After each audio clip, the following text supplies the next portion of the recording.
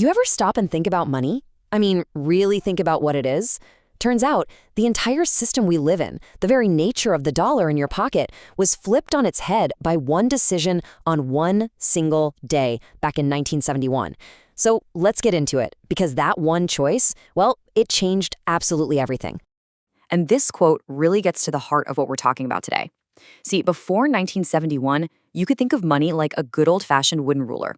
It was solid, its length was fixed. But after, it became something else entirely. Imagine trying to measure something with a rubber band, a measuring stick that can stretch and shrink.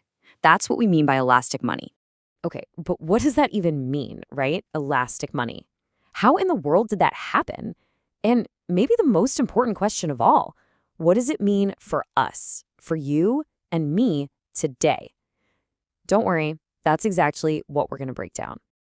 All right, so to really get a grip on this massive change, we have to rewind the clock. We need to look at what the world was like before 1971. And believe it or not, the entire global financial system was basically held in place by one powerful thing. You could call it a gold anchor. And that anchor had a name, the gold standard. Now, in theory, it was pretty straightforward. A dollar had value not just because the government said so. Nope, it had value because you could, at least in principle, take your dollars to the government and trade them in for a very specific amount of actual physical gold. The dollar was literally anchored to gold. And this really lays it all out, doesn't it? Look at the difference. On one side, you have the old gold-backed dollar. Its value, fixed. The amount that could be created, limited by how much gold you actually had in the vault. But then, look at the other side. That's our world today. The value is based on, well, trust. And how much can be created? The sky's the limit. It's flexible. Or, you guessed it, elastic. So that raises the big question, right?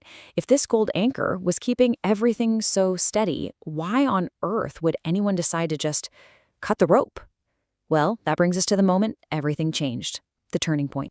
Yeah, this whole thing didn't just happen out of the blue. By the late 1960s, the U.S. was under some serious economic pressure.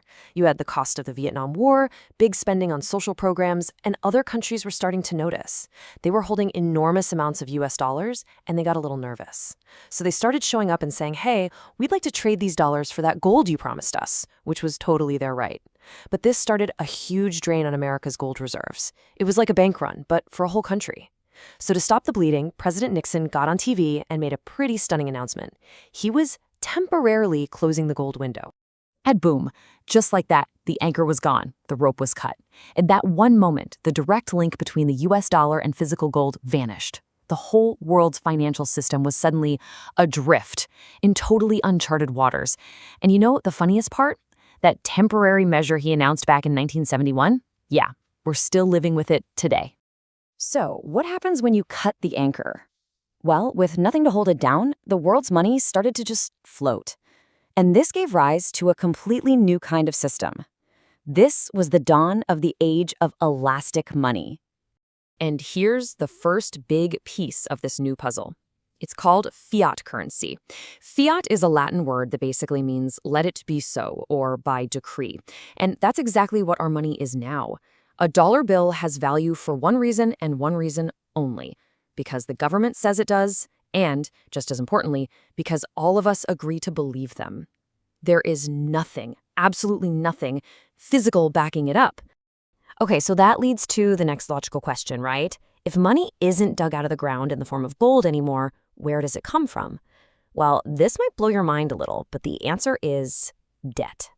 For the most part, new money is created when banks issue loans.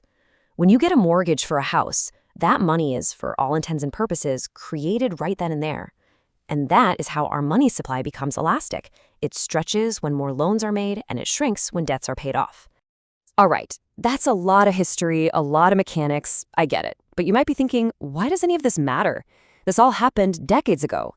Well, the reason it matters is because you and we are living with the consequences of that one decision every single day. So let's bring this right down to your wallet. Let's make it personal. Forget the history books for a second. What does this world of elastic money, this world of fiat currency and debt, actually mean for your paycheck, for your savings, for your future? Well, for starters, it gives governments a ton of power. They can fund huge projects or respond to crises without having to send everyone a giant tax bill right away.